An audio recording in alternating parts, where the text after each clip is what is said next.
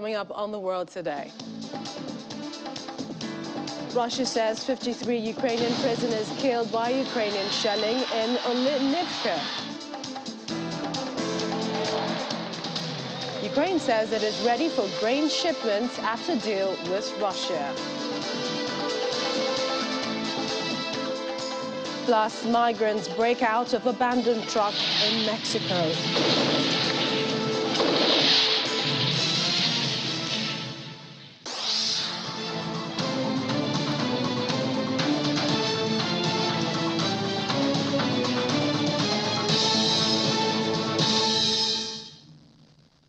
Hello and welcome to the program. I'm Millicent Walker. We begin with Russian-backed separatist officials saying 53 Ukrainian prisoners of war have been killed by Ukrainian shelling of a prison in separatist-held Donetsk. Officials allege that 75 others have been injured in a rocket strike on the prison camp in Olenivka. Ukraine's military has denied carrying out the strike and instead accused Russia of shelling the prison. It alleges that Moscow is seeking to cover up evidence of torture at the site. Ukraine's new prosecutor general, Andriy Kostin, says he has opened a war crimes investigation into the blast. Russia's defense ministry said the strike had been carried out with US-made HIMARS artillery, and it accused Ukraine of a deliberately perpetrated provocation. Ukrainian President Volodymyr Zelensky says the first grain ship from Ukraine since Russia's invasion is ready and waiting for the signal to leave port. He was speaking on a visit to the port of Chernomorsk after the UN aid chief said the ship could leave as soon as today. A UN-led deal was signed a week ago to resume exports after a blockade that led to food price rises. But Martin Griffiths said crucial details still had to be ironed out. With hopes of an imminent departure, President Zelensky joined ambassadors from the G7 industrialized nations on the Black Sea coast, standing in front of the Turkish-registered ship Correspondent.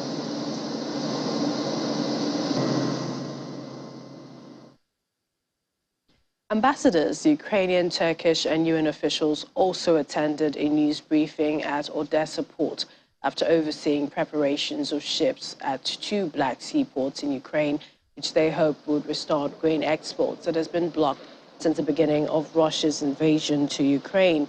Melinda Simmons, British ambassador to Ukraine, thanked Ukraine for the efforts to make the deal happen and called on Russia to follow through on the agreement. While Larisa Galadze, Canadian ambassador to Ukraine, said the ships were loaded and ready to go.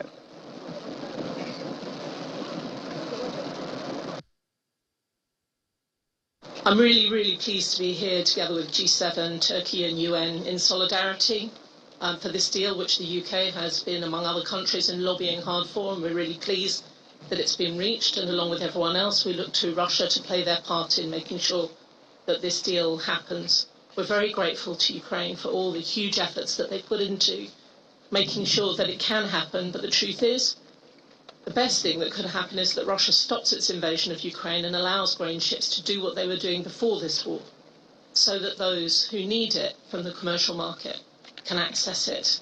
I really only want to add to what others have said, that food should never, ever be used as a weapon. As you can all see, the ships are here. They're loaded, they're ready to go. More ships are starting to be loaded today. So we call on Russia to agree to the corridors that are needed to ship the grain, and we hope to see that soon. We are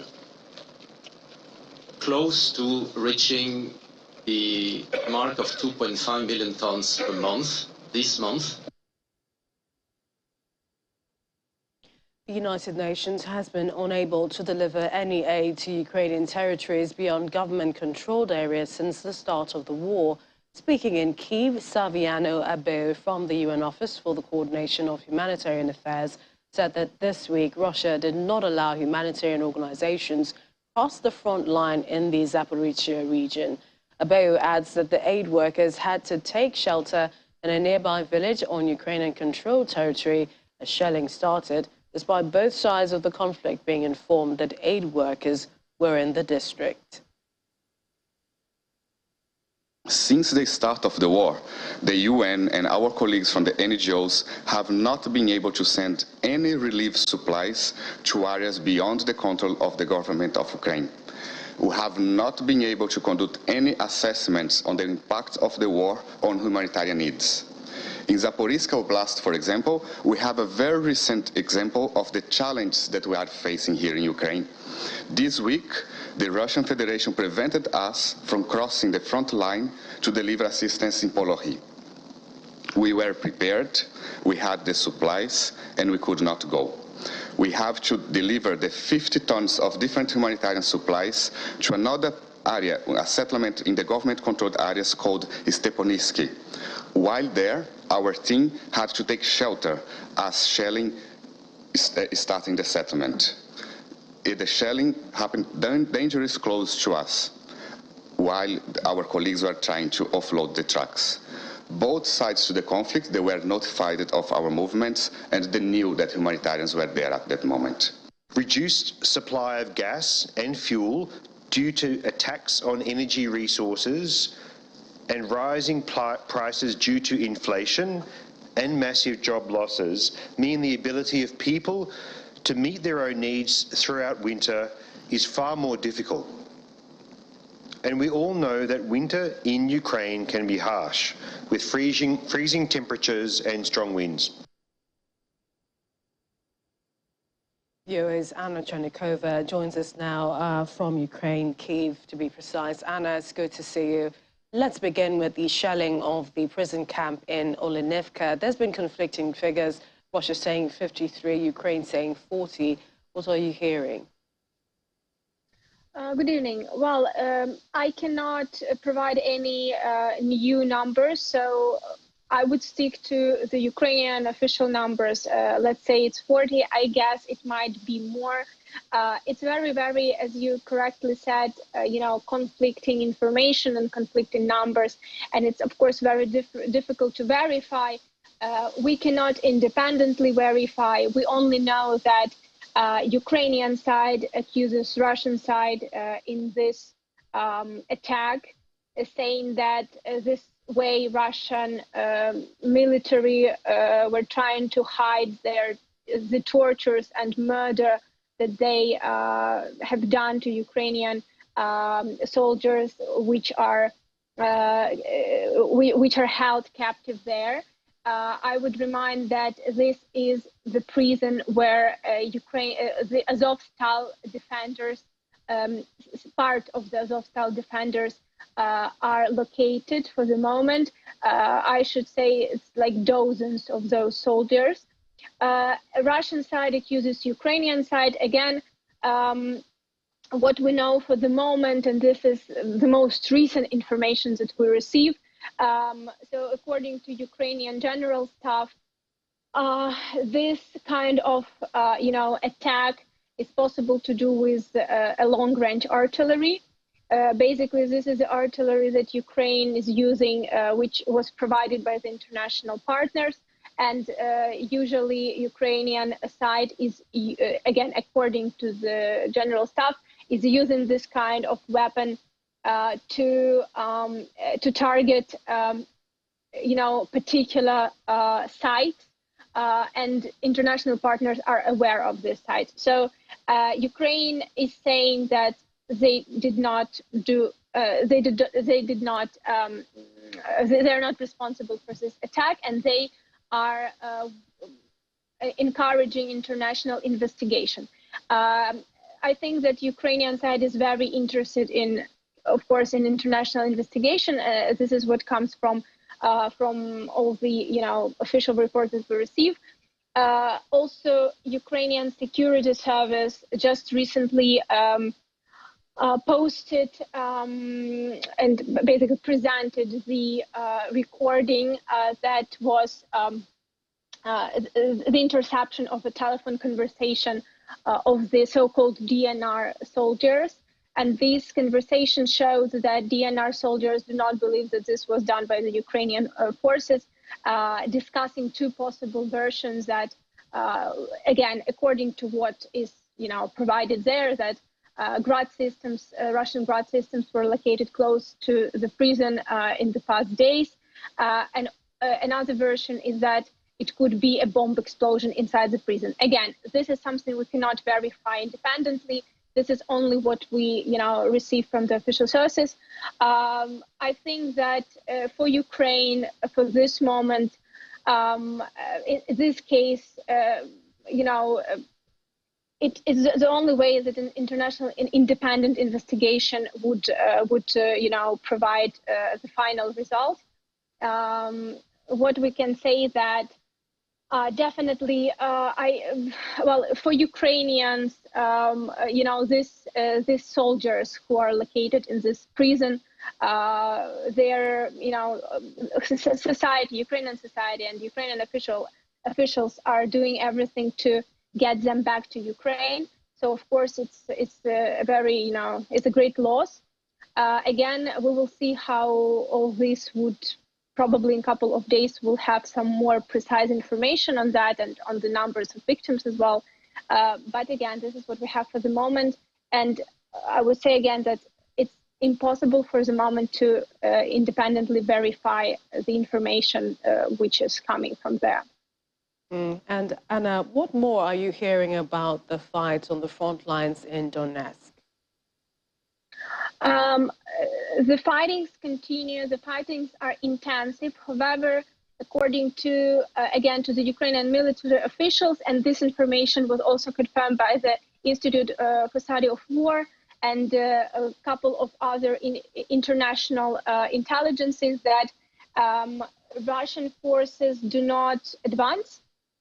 Ukrainians defend successfully the territories, so we don't have any, particular changes in the front line, let's say, in the situation at the front line in that area. What we also know that Russian forces are trying to concentrate their attacks in the particular regions, such as Siversk and Bakhmut. And it looks that probably they will try to advance in one of those directions. But I cannot, say that there were any particular changes in the situation at the front line for the past couple of weeks, let's say. So Donbas area remains the hottest spot for the moment, but also one of the hottest spots is Mykolaiv region, which is in the south. Let's move over to talking about the grain exports, the shipments. I mean, highly anticipated at Odessa. Preparations, we understand, are ongoing to Black Sea ports. When is that likely to go ahead? Yeah, today President Zelensky personally visited Odessa together with the ambassadors of G7 nations. Also, they were joined by the representatives from Turkey and from the UN. They checked the port, one of the ports, which is under the grain agreement, and President Zelensky confirmed that Ukrainian side is ready to start exports soon. He didn't provide, and he said that Ukraine is waiting for the signal from the international partners involved in this process. He didn't provide any details, similarly to the Minister of Infrastructure, who was in Istanbul signing the agreement with Turkey and UN from the Ukrainian side. They do not provide any details, I guess, due to security reasons. But we know that Ukraine is ready. According to President Zelensky, after his visit, he confirmed that the grain is already basically ready to get out when partners approve that it can. So, Anna, sorry to cut in. I also remember that, demining was also one of the conditions that they talked about, preventing, the grains from moving. So has there been proper demining? This is to prevent any mishap that might occur. In the agreement, this is at least this is what we know from the official document, that Ukrainian side agreed with UN and Turkey that it would be a particular corridor, and this corridor, it would be a so-called caravan of ships which would go through this corridor. So I guess this was, and definitely this corridor is safe to go.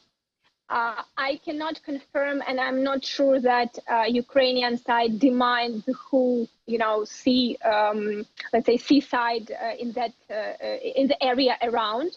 But definitely the corridor that was discussed and was agreed is safe to go. And the UN says it has been unable to deliver any aid to Ukrainian territories beyond government-controlled areas since the start of the war. We particularly heard from a representative in Zaporizhia. How have people in the region been coping? This is very difficult situation, in particular and especially for those people who unfortunately were not able to leave occupied territories for different reasons. What we hear and what we know that if we talk, for example, about Kherson and Kherson region, people are getting stuff from Crimea. This is what was also confirmed by the Russian side, and this was confirmed by the civilians who remain there. So it's almost impossible to bring anything from the territory of Ukraine there. However, we also know that volunteers are trying to provide people with some, important and extra aid, which they do not get from those who control the territory for the moment.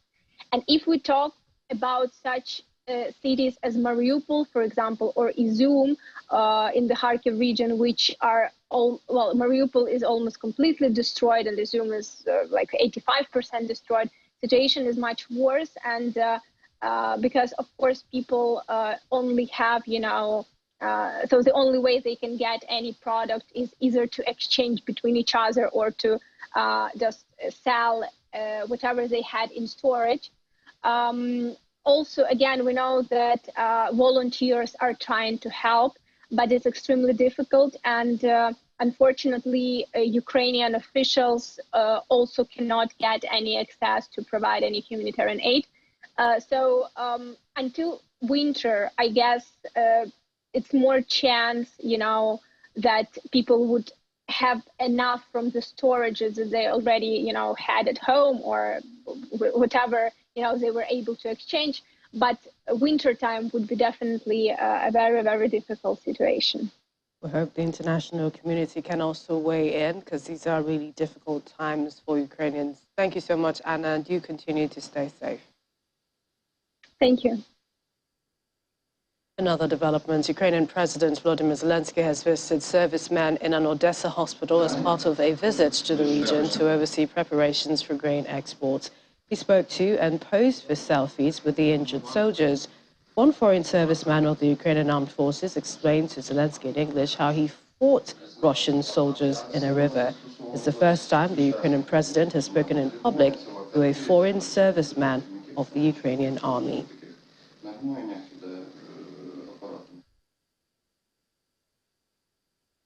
Russian Foreign Minister Sergei Lavrov has said that Moscow would soon propose a time for a call with U.S. Secretary of State Antony Blinken, in which Blinken has said he wants to discuss an exchange of prisoners held in Russian and U.S. jails. Blinken said on Wednesday that Washington had made a substantial offer to obtain the release of U.S. basketball star Brittany Griner and former Marine Paul Whelan, both detained in Russia. The source said that Washington was willing to exchange convicted arms trafficker Victor, jailed in the U.S. as part of such a deal. Mr. Blinken and President Biden have not spoken since Russia sent troops into Ukraine on February 24. Families of U.S. detainees have been increasing pressure on the president, most recently in the case of two-time Olympic gold medalist Griner, who was arrested on drugs charges at a Moscow airport February 17.